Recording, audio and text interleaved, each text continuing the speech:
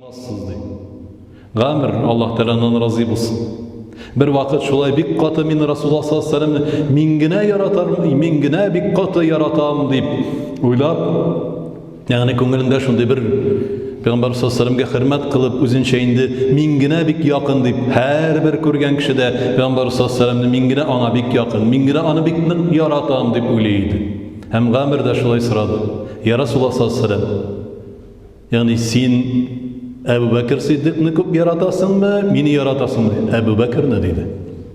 Ömer'ni yaratasın mı, meni yaratasın mı? Ebu Bekir'nin birinci dedi. Yani Ömer ne dedi? Ondan sonra Osman'ni yaratasın mı, meni yaratasın mı dedi? Osman'ni dedi.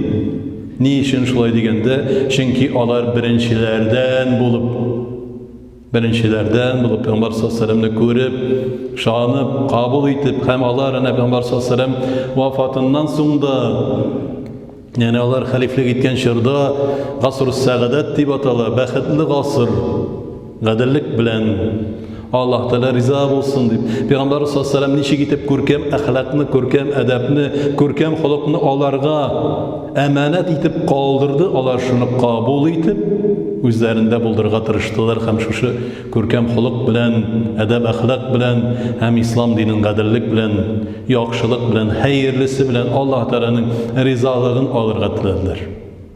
Peygamber sallallahu aleyhi ve sellem şunun içindeydi, yani imanının temin şul tatır, Allah Teala'nı yaratsa, Peygamber sallallahu aleyhi ve sellem'ni yaratsa, hemen şulay kiri ol imanını tatıgan kişi, kiri mecusilikke, kiri nadanlıkka eğlenip kaytmaya şak. Nişikkine bu sadaşı bulgan imanım bilen yeşerge nasip et Rabbim Allah'ım deyip, şuna şükürana kılıp, Allah Teala'dan her daimine saraptırabız.